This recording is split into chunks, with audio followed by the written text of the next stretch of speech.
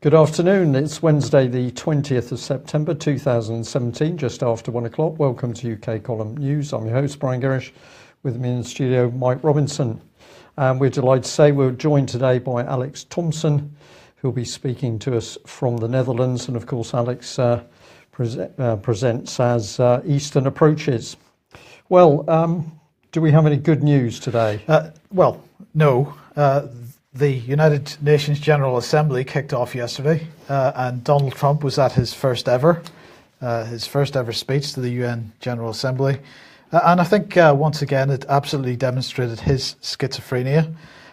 He spoke about about creating a world order of strong sovereign nations with different values, different cultures, different dreams, not just coexist, but to work side by side on the basis of mutual respect, making common cause in the greatest shared interests of all, a future of dignity and peace for the people of this wonderful earth. So very Trump-like language, but nonetheless expressing what many people might view as sensible approach to things. But then he went on to say, that as President of the United States, he's going to put America first. He said that just like you, as leaders of your countries, will always and should always put your countries first. The nation state remains the best vehicle for elevating the human condition. Right, that's good. So far, so good. But then, of course, here came the personality switch, and we moved straight on to regime change. He said that there's a small group of rogue, criminal, depraved, corrupt, destabilizing regimes. This is paraphrased multiple sentences into one here, but this was the type of language that he was using. And who are these depraved nations? Well, of course, North Korea, Iran, Syria, Cuba, and Venezuela. These are the ones that need to be ousted. So they're nation states, but they're not following the right agenda, so they've got to be brought into line. Absolutely, and absolutely. So he said the United States, if forced to defend itself or its allies, will have no choice but to totally destroy North Korea. And he said that he also, not directly, but he kind of threatened Russia and China by sort of thanking them for joining in with the sanctions against North Korea, but he sort of said that, of course, Ukraine, there's still a threat to sovereignty there, and of course, South China Sea, that's a bit dodgy too. And he said about North Korea, that North Korea was an outrage, or so he said that it is an outrage that some countries would not only trade with such a regime, but would arms, supply, and financially support a country that imperils the world with nuclear conflict. If forced to defend itself or its allies, we will have no choice but to totally destroy North Korea. Rocket Man is on a suicide mission for himself and for his regime, he said. Rocket Man, this is what Kim Jong-un is now known as far as Donald Trump is concerned. The United States is ready, willing, and able, but hopefully this will not be necessary. Right. So there you go. Perhaps another indication of Donald Trump's schizophrenic personality was this, because this was coming out in the mainstream press. It was an interview between the former Undersecretary of State for Political Affairs, Thomas Pickering, and R.I.A. Novosti yesterday. And he was saying, well, actually, we've got a back channel open to North Korea, and discussions are continuing quite nicely. Thank you very much. He said there's nothing specific to report yet. But no problem. We're continuing conversations. So it's very hard, Brian, and we can maybe ask Alex about this in a second. But it's very hard to sort of get a grip on what the United States is aiming to achieve here by threatening so strongly on one hand, but playing another game on the other.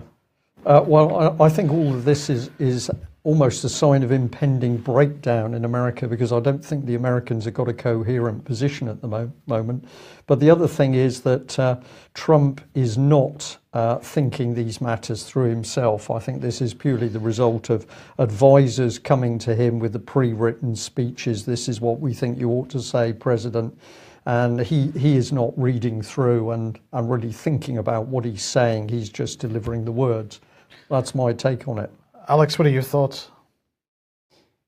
Well, not to make it too complicated for a lunchtime slot, but there are three interest groups competing here.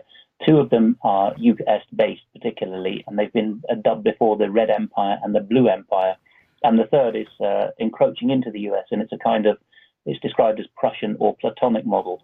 And it is trying to harness Trump, the latter of them is, by saying, look, if we build infrastructure and cooperate with Russia and China, all will be well. This is represented by Steve Bannon. And his in-out hokey-cokey within the White House is caused by the fact that he represents a new group vying for control. Now, the two that are established in Washington, the Red Empire and Blue Empire, is one terminology. Well, the Red Empire is the Anglo-American military muscle with the city and links to Jesuitry and Zionism. And that is very interested in kicking over any country that exports mineral wealth other than dollar-denominated. And that's why North Korea is being threatened in the same breath as Venezuela and Iran in this speech. The Blue Empire is the communists, as it were, and Joel Skousen well identifies that they are below the globalists, so they're not top dog. And they, of course, have a back channel to DPRK, as the State Department guy you quoted said, because there's a wing of communists in the State Department in particular, and the Department for Education in Washington, that have used East Asian Marxist tyrannies as a kind of testbed for what they want to do in other parts of the world. So three factions vying for Trump's head. He is a businessman. He has no understanding of foreign policy. He is called up to the podium in that speech as His Excellency and given his proper title. And does he return the courtesy and diplomatic usage of calling Kim by his proper title? No, he doesn't. I hate Kim too. For the sake of someone listening who thinks I am pro-Netanyahu, I was disgusted to see Bibi Netanyahu vigorously nodding when Trump was saying we'll destroy Iran if they don't toe the line. Netanyahu's been going around for 20 years talking about that, whereas Saudi Arabia does far worse things. Well, we can talk till the cows come home about this, but basically Trump's head is focused on business and infrastructure, and his foreign policy ideas are up for grabs. Not a word of this came out of his own head. Yeah. Yes. Okay. Well, lots going on in the United Nations, and one of the topics that Trump brought up yesterday, or one of the things that he tried to encourage yesterday, was United Nations reform. So this was prior to the meeting of the opening of the General Assembly, and Trump presented a 10-point declaration on UN reform. 128 nations signed the statement. It calls for greater efficiency. It calls for reducing personnel, things like that. But some notable exceptions to signatures on this. Russia, China, and France did not sign, and the Russians were quite outspoken about this. Here's Mr. Gatilov, the Deputy Foreign Minister. He said, "We stand for the reform and believe it should be a comprehensive reform, but decisions linked with reform are to be made by member states through dialogue." And the Russians absolutely complaining that this document was not distributed amongst member states before it was presented in the meeting, and people were expected to sign it. It's very European Union, isn't it? Absolutely. And maybe Leonid Slutsky, who's the chair of the Duma's International Affairs Committee, he said Trump's reform is a landmark move towards a unipolar world and the reduction of the role of the UN. Yeah. And I think this is an interesting thing because, many of us criticize the United Nations for being what it is, but on the UN Security Council, for example, we have Russia, China that have put the brakes on many of the sort of policy, particularly the regime change policy agendas that the United States and the United Kingdom have tried to push forward with. Yeah. And I just wonder if this is if that's really what's driving this from Trump at the moment. But in the meantime, of course, we have to ask, what's Theresa May doing at the UN Security Council? Well, of course, as we said last week, she is absolutely doing this. She is focusing on internet censorship in line with David Cameron's policy as he outlined it at the UN General Assembly when he was Prime Minister in 2014. She's co-hosting a meeting on preventing terrorist use of the internet, and she's there being supported by French President Emmanuel Macron and the Italian Prime Minister Paolo Gentiloni. So internet firms can and still should do more, they say, can still do more to stop the spread of evil material by groups such as Daesh, which promote terrorism and provide information on how to make bombs or attack pedestrians with vehicles. And the language in this is really interesting because, of course, it comes just after the so-called bucket bomb at Parsons Green which into the bucket apparently contained some homemade explosives, no doubt. We should outlaw buckets. Well, I think that's the solution. That could well be. But she wants the tech firms to develop new technological solutions to prevent content being uploaded in the first place. So we're not only going to censor stuff which is already on the internet.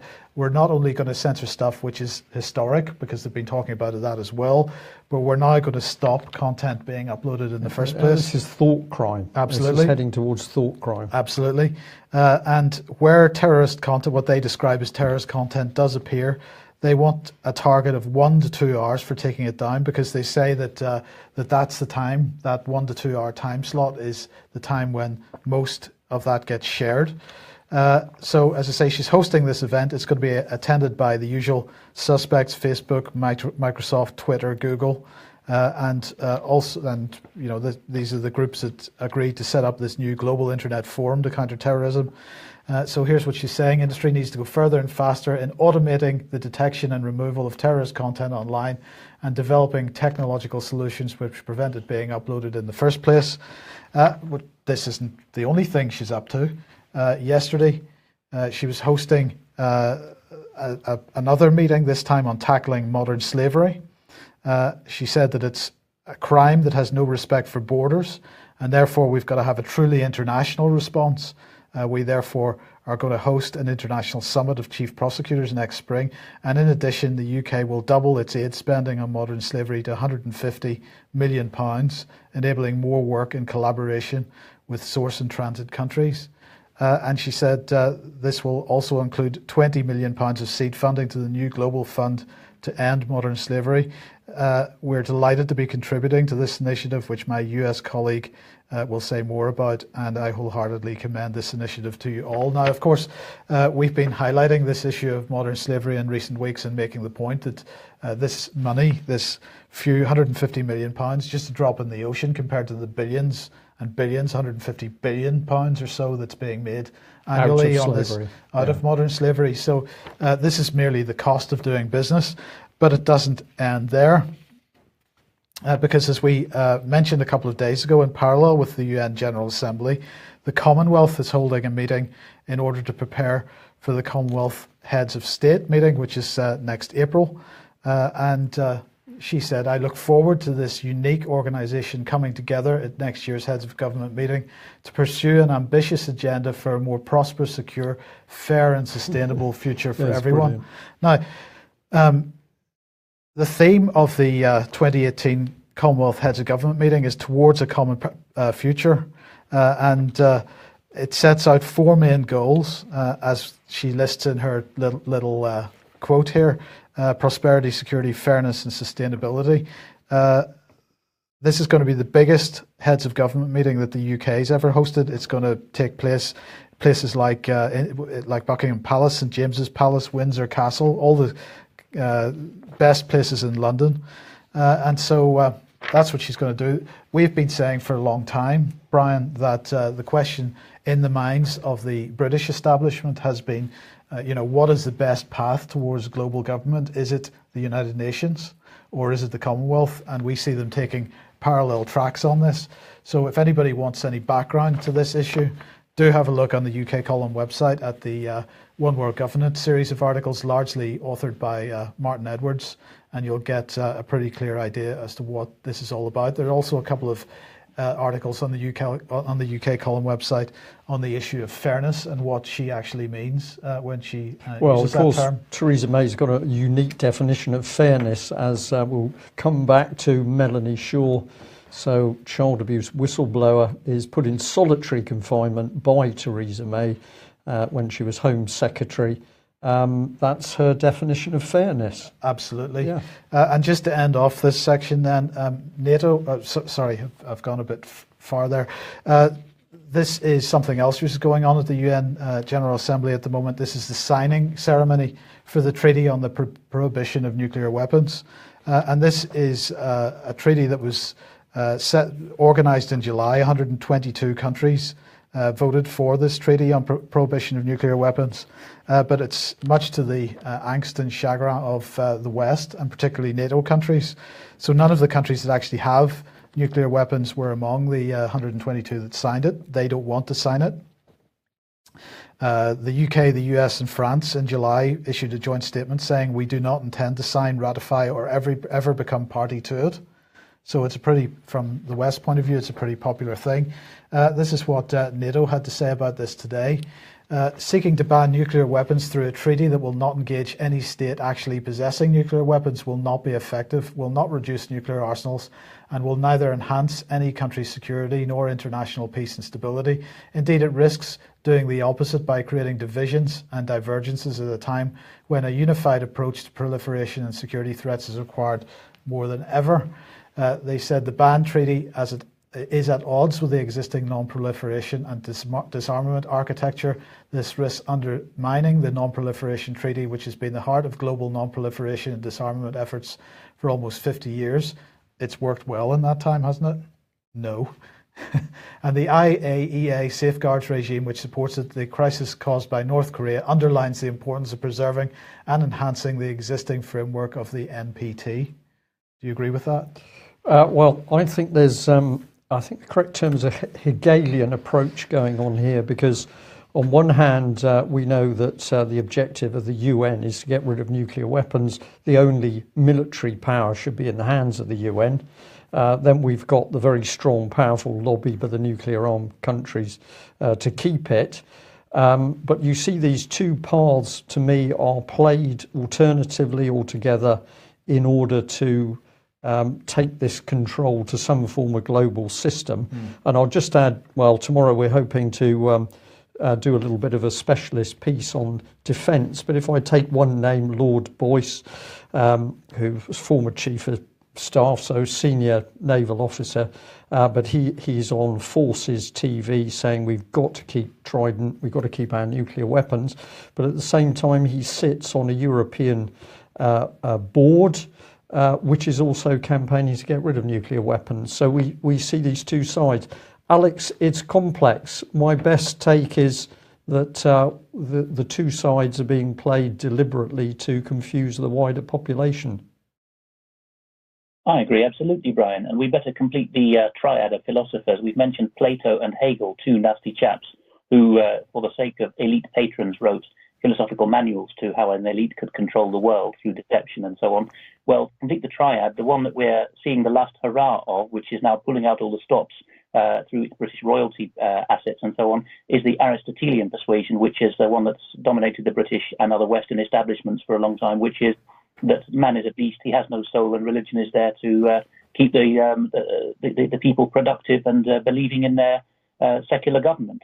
So in order to overthrow these, we need to go back to proper philosophical bases, particularly those of the early Roman Republic, which are far more interesting and humane versions of how to rule. But no, we're seeing, it's crucial to grasp this, we're seeing vying sorts of elitism, and many forms of cabal can use the same techniques of deception, such as the Hegelian controlled narrative and controlled opposition idea. People really have to start thinking for themselves. In order to research this, one of the best places to start would be a website called The Campaigner Unbound, which is a collection of painstakingly retyped articles from the 1970s output of the LaRouche movement, The Campaigner Unbound. Read that thoroughly and you'll see it, particularly what the Aristotelians are up to and why they're on their last gasp now. Okay, thank you, Alex. Now, yesterday, I think it was, we mentioned the fact that Jeremy Corbyn had decided to ban Saudi Arabian representation from the Labour Party conference. That didn't go down too well with some. So that's the Labour Party approach to Saudi Arabia. His argument being, of course, that Saudi Arabia continues to bomb the hell out of Yemen and carry out other atrocities, including funding terrorism and so on. But it's particularly the Yemeni issue that the Labour Party was concerned about. Well, the Tory party doesn't seem to have the same kind of concerns because Michael Fallon today has announced a new defence pact, a new military and security cooperation agreement, as it's called, with the Kingdom of Saudi Arabia. This is what he had to say. "I'm delighted to have signed today with His Royal Highness the Crown Prince of Saudi Arabia a new military and security cooperation agreement which further cements the UK's long-standing relationship with our key Gulf partner." So this agreement apparently is going to promote cooperation between the UK and Saudi across the defence and security sectors. It's going to help Saudi Arabia better protect her national security, including counterterrorism, intelligence, training and education, medical services and logistics. No doubt there's an arms deal or two involved in that as well. And it was signed while Fallon is over touring the Middle East. He was in Iraq, where he visited the Combined Air Operations Centre in Qatar as well, as we reported a couple of days ago. So he's continuing his tour around the Middle East and doing dirty deals with dirty partners. No debate in Westminster on this at all, so no input by any backbench MP as to what this is about, why we're doing it. It's just bang announced. In exactly the same way that Cameron announced the 50-year defence pact with the French, no debate in Westminster. So we're definitely not in a democracy at this stage. No, I mean it's almost on a weekly or bi-weekly basis at the moment. We've got new partnership agreements, whether it be on free trade or defence, but it's mainly defence at the moment. Decided by we don't know who behind closed doors. And of course, the thing I have to keep coming back to with Michael Fallon is what is the expertise of this man? It's children and children's nurseries. That's what he began his business career doing. Absolutely. Now, let's move to Ukraine. And Alex, a couple of, was it last week? I think we highlighted the fact that Mikhail Saakashvili had crossed the border into Ukraine from Poland illegally without a passport because, of course, he's currently stateless because the Ukrainians have revoked his citizenship. And the Georgians also revoked his citizenship. That's where he was president. They not only revoked his citizenship, but they've got an arrest warrant out for him at the moment. But he's moved across the border into the Ukraine. And last week I suggested to you that he had received a call from his uncle George, Soros, that is, telling him to do this. The saga continues. He doesn't seem to have been arrested by the Ukrainian authorities. What is he up to? I think it's as simple as that he's down and out, and he's out on his ear, in fact. He's got no statehood. He's 49. We don't know what state his marriage is in. He's got his political movement in Georgia has eschewed him. He's got no passport. So the only thing he can do is depend on Soros. And Soros has, I think, taken a dislike now to Petro Poroshenko, the chocolate magnate who's corruptly ruling Ukraine, because although Poroshenko was swept to power in very much a Sorosite coup a couple of years ago with plenty of bloodshed and plenty of EU help, Poroshenko now seems to be, some Russians are suggesting he's actually secretly serving the Russians by being so over-the-top Nazi. It's kind of causing such a scandal. It might be in Russia's political interest to point fingers at the EU and Soros this way. So anyway, Poroshenko's not obeying Uncle George anymore. I think Misha is a very useful asset who's got nothing to lose and much to gain by being injected into the body politic in Ukraine. And he's saying in those two Irish Times articles, it's not a coincidence that Irish mainstream journalism is puffing him up, by the way, because Soros has a huge presence in Ireland, which we're only just becoming aware of now. He's saying in these articles, the oligarchies must listen to me. I will at least get the west of the Ukraine in my grasp and so on. All overblown, but there you go. How did he get there? Well, Poland has some questions to answer, and not for the first time. The Polish government appears to be playing a very duplicitous game. Absolutely. Okay, well, let's move on to the continuing pressure on Russia.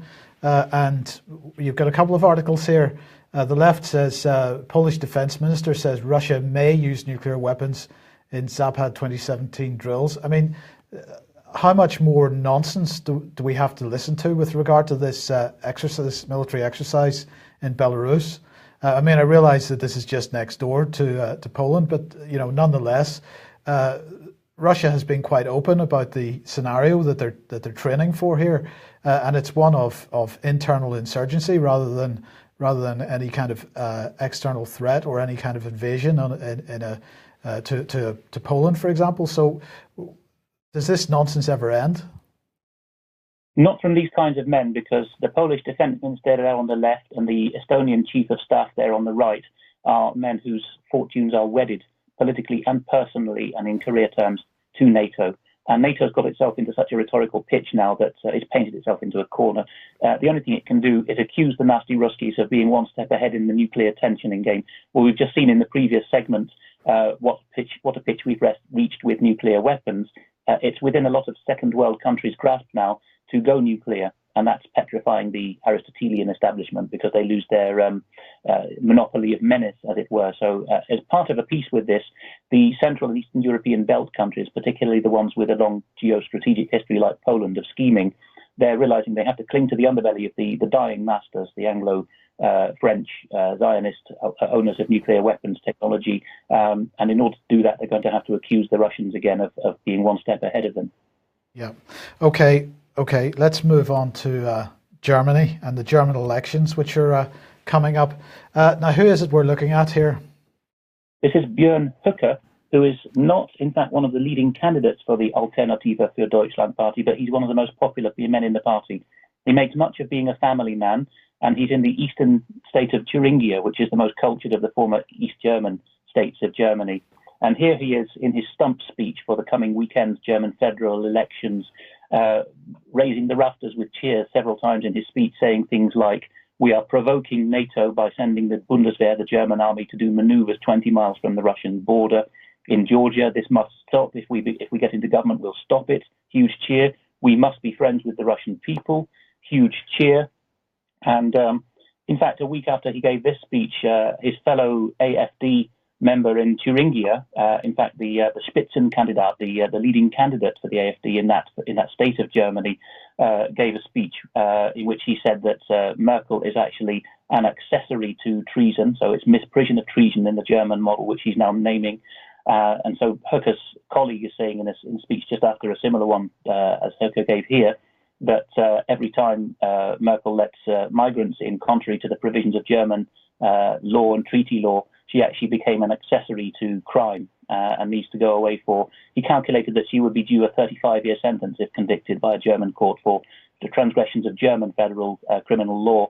Of course, that would be reduced to 15 because of judicial practices, but it would be the rest of her life. He's serious about it. Höcke's fellow candidate, saying the same things as Höcke saying in these subtitles, said very much, "Vote for us this weekend, and on Monday morning there will be an arrest warrant signed for Merkel." So quite interesting times, we can say. We covered last April 2016, that this party, AfD, managed to sweep the board in the neighbouring state of Eastern Germany, which is Saxony-Anhalt. Half of that state went completely AfD. And the big unknown is whether, it was raised in the speech by Höcke, whether there will be electoral fraud on a mass scale. If so, then we might see that the popularity of the AfD, particularly in the western cities dominated by the old machine, is actually downplayed. But as things stand, it looks like a large proportion of the Germans are going to vote for AfD, even in the areas of Western Germany we associate with liberalism, because they've had so many problems there with migration out of control and their businesses going bust. As Höcke said in the speech as well, there's no capital left in Germany. We associate it with great wealth, Germany, but the Eastern German capital has remained in state hands since the GDR days. The Western companies have been bled dry by complicated problems with the euro, which he's talking about here, and the energy problems. So Germany is actually a lot of Germans are barely making ends meet, even the respectable middle class types you meet. They haven't got any money left over in their budget. And if you really want to annoy a German, you hit him in his savings. They now have realized that they've got no savings, and they are absolutely livid. They're far more alert to these things than Anglo-Saxons would be, who seem to be happy at the moment to live in perpetual debt. The Germans are not going to stomach that. Brian, you know, as we watched this earlier on, and many of the points that are being made here are absolutely bang on the money, and a lot of common sense being spoken. But you know, there were times during this presentation where he was becoming rather nationalist in some of the things that he was saying. And you know, the question, when I was speaking to Alex earlier, he's telling me that other people have been asking this question as well. But the question in mind is, you know, when does this type of nationalism become too nationalist? And because perhaps some people have drawn parallels to this type of rhetoric and perhaps some of the speeches that Hitler may have made in the early 30s.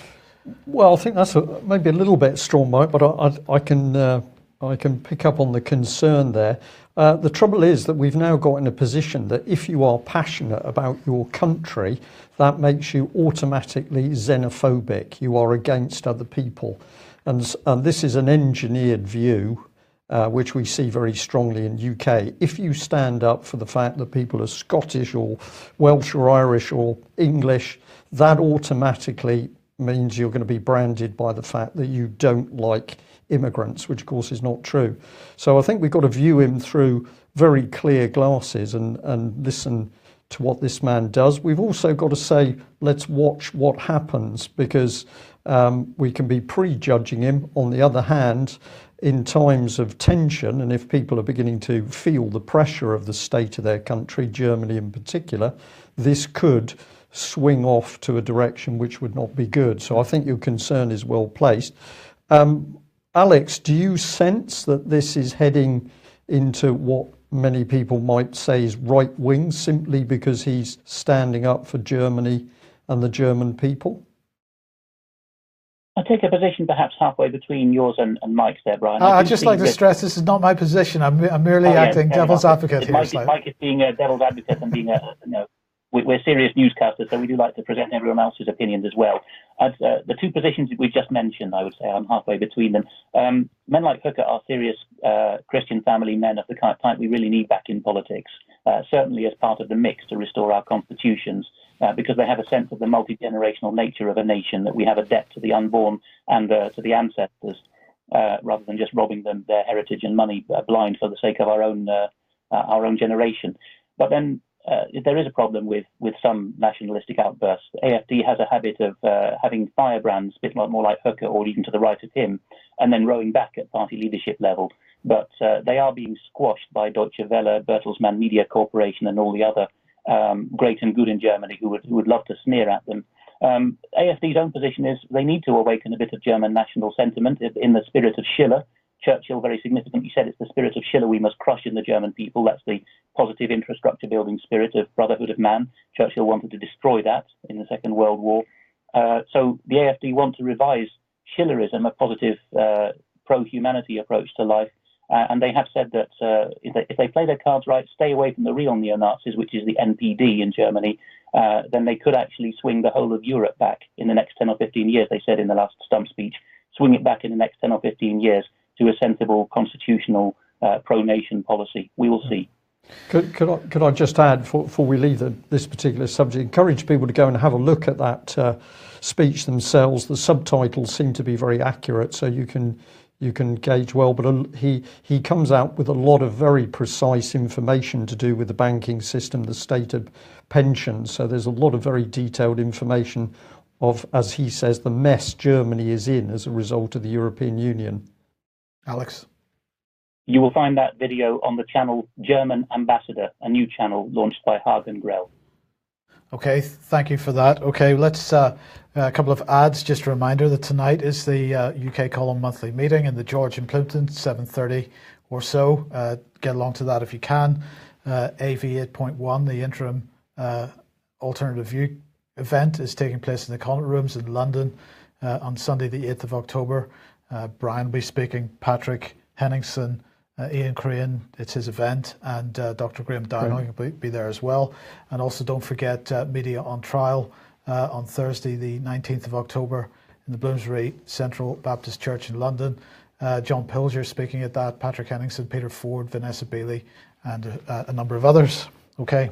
All right, well, let's just move on to data, big data in the NHS, and thank you very much to the lady who sent this through to us. It's alerting that there's big changes coming with the NHS. We've got here a review of data security, consent and opt-outs. This is another government-initiated document with forward by the data, well, she's the data guru of UK, the big protector of data, Dame Fiona Caldicott. And what she's saying is that we must have trust in the NHS. There isn't trust because there's been big problems with data. So we're going to restore that trust. What's interesting is we're going to restore it by giving others, a great number of others, access to the NHS data. But if you don't like it, you can opt out. Okay, so let's go and have a look at what how this pans out. Here's part of NHS Digital. This is a whole industry inside of the NHS, and we've got the National Data Opt-out Programme. So it's saying, well, we're going to share your data, but don't worry because you're going to be able to opt out. Timescales, well, this is moving in pretty quickly. We're developing the system now, patients will be able to use the system to state their national data opt-out preferences by March 2018. All health and care organisations will uphold these preferences by March 2020. So what happens in the intervening 2 years? Your guess is as good as mine. I followed this through and it just got fascinating. I happened to select pack 2. So these are information packs on what's going on here. I decided to go for 2. So I press the button and it takes you through to actually a PowerPoint presentation about the national data opt-out. It's all pretty simple stuff, but here we are. When does the national data opt-out apply? Data shared for planning and research purposes. There's a tick and it says this identifies you personally. I had trouble interpreting this myself. Perhaps you and Alex can help here, but it seems to me they're suggesting that this identifies you personally and you'll be able to opt out. Whereas in the second one, data is shared between the health and care professionals in hospital and GP practice. This identifies you personally, but I think you won't be able to opt out if I'm interpreting this correctly. And the same with the legal requirement. This identifies you personally, but you won't be able to opt out. So it's a very, very interesting. Just go back to that one. That last option, data is anonymized. The data shared is determined to be compliant with the ICO anonymization, Managing Data Protection Risk Code of Practice. This is a pretty insidious aspect of this idea of anonymized data, because of course once you put anonymized data sets along with other data sets, you can unanonymize people once again. Pretty quickly, and you've mentioned that several times, Mike. And of course, this is the danger of the whole thing here. Well, we've got a nice little diagram. Now, we've only been able to look at this very quickly, so encourage people to track this information down themselves. But basically, we've got the front end, which is patient-facing digital front end, because they want you to do everything that you're going to do in a digital form. They don't really want any face-to-face contact or letters going back and forth. So massive data storing capacity there with a data bank. And then it talks about who's having a look at the data. Well, I just had a quick look at these two little icons here because they're absolutely fascinating. And this is where they took me. So one took me to information for care providers in Bromley. Presume this is a sort of example of where NHS data gets shared. Well worth going to that website because it's everything. It's my life, Bromley My Life, and everything is connected in there, including the multi-agency public protection arrangements. But this is the other one that interested me. It went to a healthcare organisation, and I thought that looks interesting. Well, it absolutely was, because it's based in Adelaide, Australia. Oh. So are they suggesting that because Bupa is involved at the bottom, that your data is going to be shared with Australians? Looks like it. It does look like it. Then here's the implementation timetable, September 2017 to June 2020. So let's think about this. It's racing through. You've got to opt out. They are going to share the data. If you don't like it, they might give you the opportunity to opt out. And if you follow all of this stuff through, here's NHS Networks. Have a look at this. This is 115,009 members of this one NHS network. So sharing your data, it's not with one or two organisations. This is massive sharing. But here was the Centre for Patient Leadership, and that fascinated me. This is experts working with people in health problems who form the Centre for Patient Leadership. If you get into what these guys are doing, it is this. It's change agents. And how do I know that? Because they actually say that's what they're going to be doing. They're going to be working inside with patients to change the whole organisation of the NHS. So, Alex, we want to get you back on. Time's ticking. It's pretty obvious now that the NHS, virtually privatised. Are you really dealing with a public body? I don't think so. And that data is vital to the big drug companies and anybody who wants to make money out of healthcare. It's worth a fortune. Some of the sharkiest companies in the English-speaking world are actually outside Britain. They're in the US, of course. We associate that with big pharma and all kinds of other nasty companies. But a shocking number of the worst companies, whether it's pharmaceutical or mining or whatever, the most human exploiting and resource exploiting companies are Canadian and Australian based. And somehow, under a common law framework, they managed to get away with it. The amount of banditry that goes on in those companies is amazing. They're mostly listed in Toronto and Sydney stock exchanges rather than the FTSE. But they have a huge opportunity in Britain because we have a larger population than they do and more densely controlled and so on. So I think we're sitting ducks for those kind of companies. You may find that Australia, not being an EU member, obviously, has very much fewer or laxer data protection laws when it's outside Australia, at least, than other countries do. So I have a particular my hackles are raised whenever I see certain sectors from Australia and Canada getting into the UK, much as I love the people of those countries. Yeah. Okay, well, I'll just add these two because it took us in an interesting place. We've got a big event here. This is TOPRA Annual Symposium 2017, Collaboration Strategy Solution, Global Regulatory Approaches to Improve Healthcare. And if you don't know what the organisations are, well, the big one here, TOPRA, is Professional Membership Organisation for Individuals Working in Healthcare Regulatory Affairs. The second one is actually the Government, Medicines and Healthcare Products Regulatory Agency. So big get together here, but this is where it gets fascinating because if I bring this in, what are these guys talking about? Well, Brexit. Exiting the EU, preparations and impacts. So that's good, Mike, isn't it? However, if you go up one, what we're actually talking here is this is your chance to meet MHRA specialists, including Dr. Ian Hudson, CEO, who will present on the European network strategy and its priorities for 2018. So if we want proof there is no Brexit, we couldn't get any better than here.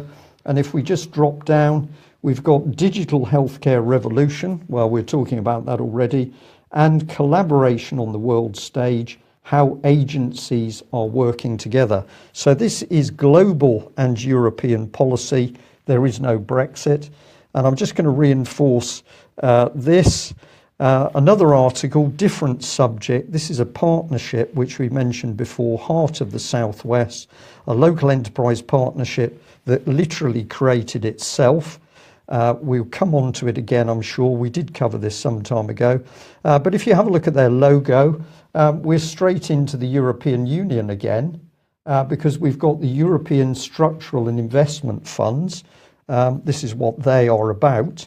And if we have a look at one of the articles they're promoting, is the European Regional Development Fund, Low Carbon Funding Opportunities.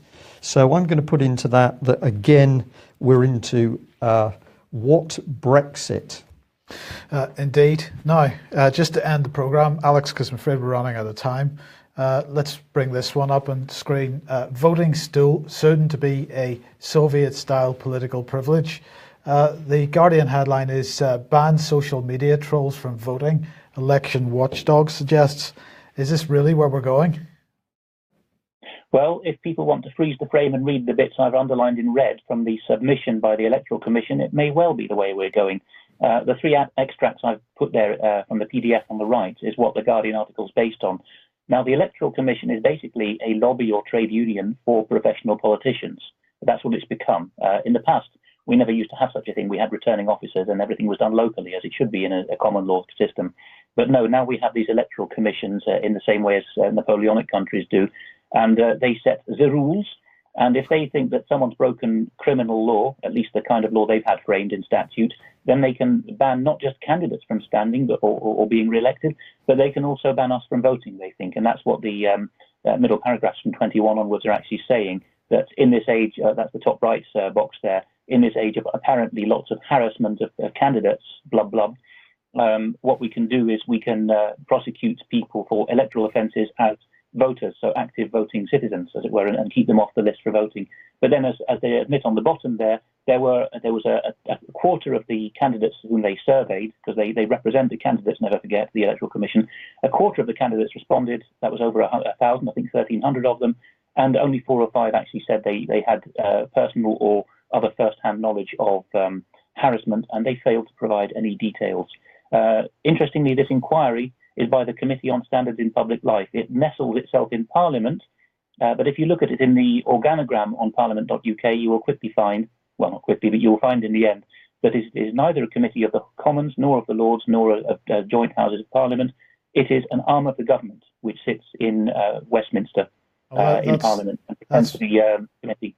That's very interesting, Alex. I didn't appreciate that. Okay, thank you very much for that. That's a pretty dangerous development. And we will follow up on that. Well, there it is. We don't make up the news. We're putting together what's really happening in UK. We're certainly not in a democracy. This is essentially a fascist state, a communitarian state, which is building itself very quickly, unless, of course, we stop it. How can we do that? Spread information.